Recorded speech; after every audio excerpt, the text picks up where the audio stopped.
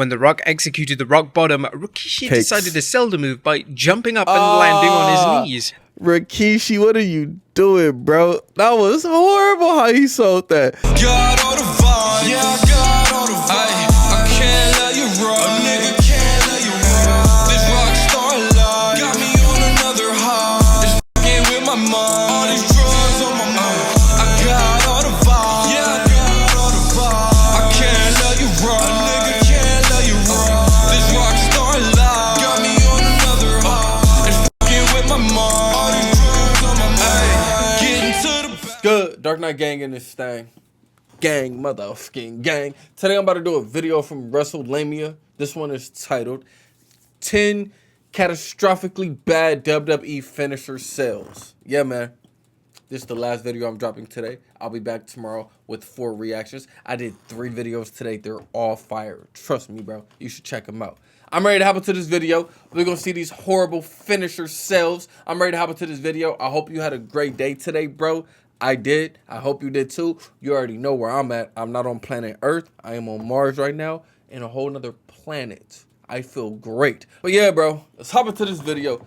Shout out to the gang. Let's go. Now, the secret to a superstar's finisher getting over is their opponent selling it as if it is a legitimate move that actually hurts them. Every wrestling fan recalls how The Rock famously sold a Stone Cold Stunner, or how more recently Cedric Alexander has been selling Drew McIntyre's Claymore finisher. Cedric is pretty good. Cedric is pretty good at selling moves. He's not as good as Ricochet, though. Y'all know. Ricochet, when it comes to selling moves, he's up there, bro. These are incredible sells which give credibility and integrity to the finisher. However, there are times where the sell of a certain finisher doesn't live up to the standard that accompanies such a move. A superstar may comically oversell a finisher, sell the move in an unusual way, or sometimes fail to sell the finisher entirely. But which times were they? Well, join us now as WrestleLamia looks at 10 of the worst WWE finisher sells ever. Be sure to subscribe and hit that notification bell for daily wrestling videos, and follow us on Facebook for exclusive lists. Number 10, Shawn Michaels' sell of Randy Orton's Punk Kick. In 2007, Randy Orton added a second finisher to his moveset. As well as the RKO, Orton introduced the Punk Kick. The Punk Kick would involve Orton running at his opponent whilst they were on the ground and kick them right in the skull. The move got over extremely well and put a number of superstars on the shelf. It even won Orton a number of world titles, so it was rather credible as a finishing move for the Viper. However, when Orton brought back the move in 2020 during his feud with Drew McIntyre, a certain WWE legend offered the single worst sell of the move ever seen. During a promo segment between Orton and Shawn Michaels, Orton would hit HBK with an RKO, followed by a Punk Kick. But the impact was completely ruined as HBK sold the move by just sitting in the corner and looking rather unfazed by the fact that he had just been kicked in the head, as well as on the receiving end of an RKO, a finisher that has put champions to sleep. HBK selling Orton's finisher in this way was criticized not just by the fans, but by former WWE superstars such as Bubba Ray Dudley and Leo Rush. Number 9, Shawn Michaels said, I ain't gotta sell nothing. I'm the GOAT, nigga. I'm Shawn Michaels. Nah, he didn't sell that at all, though. Like, for me, if I keep it a stack, the homie didn't sell that at all, bro. He sells the rock bottom.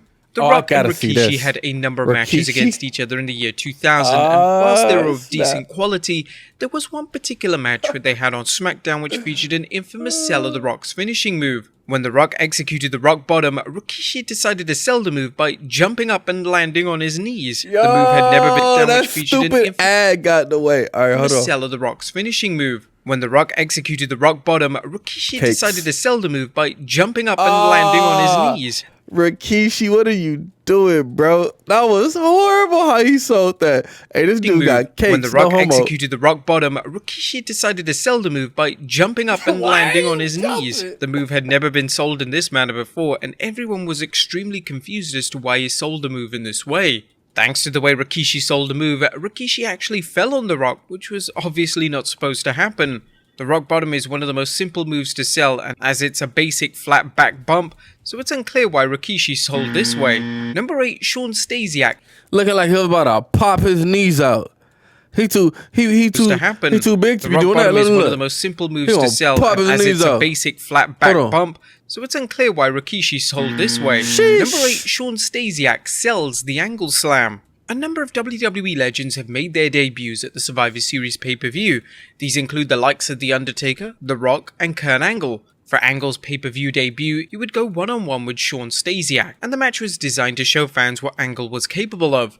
But for the finish of the match, Angle would hit an Angle Slam for the 1-2-3. However, Stasek immediately got up from the move and virtually no-sold it by throwing a temper tantrum. This was a terrible way to get over Angle's finishing move, and the WWE then had to put a lot of effort into making the finishing move look legitimate after Angle's debut match. Number 7, Shawn Michaels sells the Jackknife Powerbomb. Look. Just imagine on your debut, you think you gonna hit your move and put the 1-2-3 and look like a beast.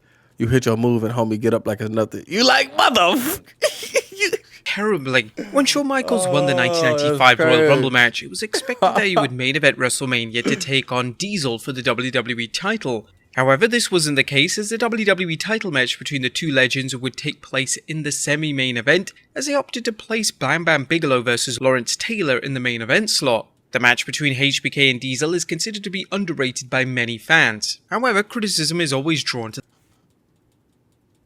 Lawrence Taylor, LT, in the main football player? The match between HBK and D main event, as they opted to place Bam Bam Bigelow vs Lawrence Taylor in the main event slot. The match between HBK and Diesel is considered to be underrated by many fans. However, criticism is always drawn to the match finish. The finish involved Diesel hitting his trademark jackknife powerbomb on HBK.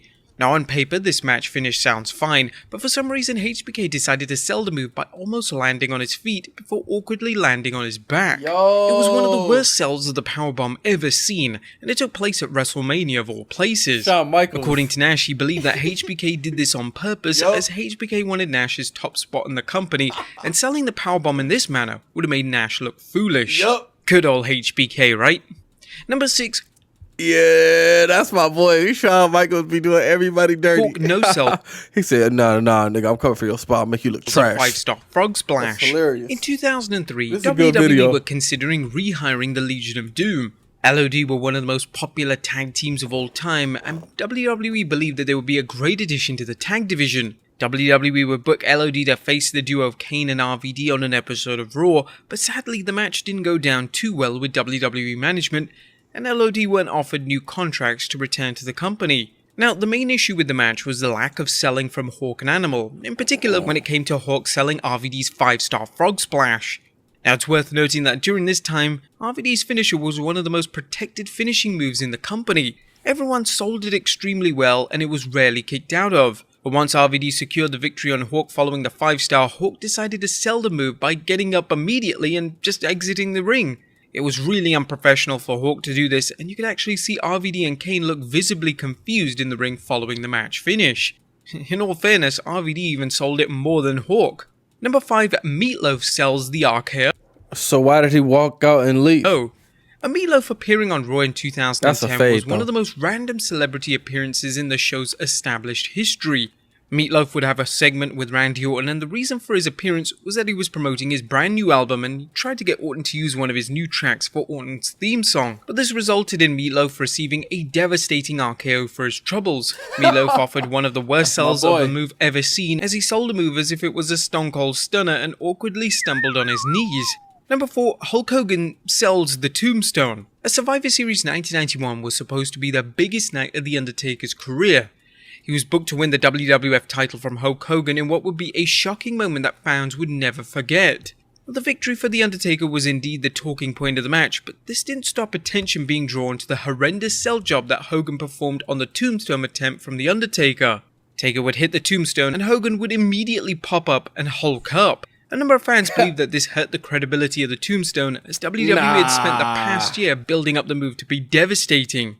Number 3, Donald Trump sells the Stunner. Okay, this is about to be hilarious. But him doing that to the Tombstone, as we know, that didn't mess up the Tombstone There after have been that. some downright horrendous sells of the Stone Cold Stunner over the years, but without a doubt the worst sell of the move was from former US President Donald Trump. Following the Battle of the Billionaires match at WrestleMania 23, special guest referee Stone Cold Steve Austin would execute a stunner on Trump in one of the most famous moments in WrestleMania history. Trump sold the move by awkwardly crouching down, and Austin didn't even manage to get a proper grip on his head. It looked truly awful. Number 2, the ultimate sell. The pedigree is one of the most. Referee Stone Cold Steve Austin would execute a stunner on Trump in one of the most famous moments in WrestleMania history. Trump sold a move by awkwardly crouching down, and Austin didn't even manage to get a proper grip on his head. The camera's so trash, I can barely see. A stunner on Trump in one of the most famous moments in WrestleMania history. Trump sold a move by awkwardly crouching down, and Austin didn't even manage to get a proper grip on his head. I don't know, it looked trash though. Awful. Yeah, it looked Number trash. 2, the Ultimate Cell.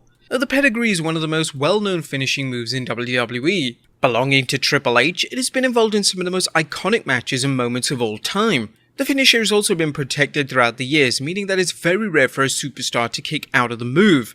However, when Triple H faced the Ultimate Warrior at WrestleMania 12, Warrior decided to no-sell the move, which seriously hurt the finisher. In the match, Triple H performed the pedigree, however the Warrior simply got straight back up, as if it didn't remotely hurt him. According to Jim Cornette, Warrior refused to let Triple H get any offense in, and this extended to selling any of Triple H's moveset. It was truly unprofessional on the Warrior's part. And number 1, The Undertaker sells the RKO. The Undertaker's selling has been praised over the years. Even when his entire gimmick was virtually based on the fact that he could feel no pain, Taker always unselfishly sold when the time came. But in 2005, The Undertaker decided to sell the RKO in the most bizarre way possible. Following a match between Rey Mysterio and The Big Show ending in a no contest on SmackDown, Kane would interfere, and Kane and The Big Show were about to lay waste to Mysterio when The Undertaker would make an appearance to fend off the two giants. This is when Randy Orton snuck into the ring and dropped the dead man with an RKO. And the RKO is a really easy move to sell. Did you see the way just a front face bump. that? But on this particular occasion, The Undertaker sold the RKO as if he'd just been hit with a swinging neck breaker. Yeah, what are you Taker had taken the doing? RKO a number of times before this and had never sold it in this way. It was truly a strange sell from one of the WWE's best. But there you have it, folks. Even the greatest make mistakes. Oh, that last one, bro. That last one was kind of funny the way he sold that. Shout out to the gang. This is the last video for today. I'm dropping 4 reactions tomorrow. Leave reaction requests. Yeah. I'm too faded, bro. I'm done. I'm going to see y'all tomorrow, man. Everybody have a great day. My life has been going good. I've been doing the same old. You know what I'm saying? But, yeah.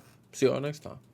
Peace. Got all the vibes. Yeah, I got all the vibes. I can't let you run. A nigga can't let you run.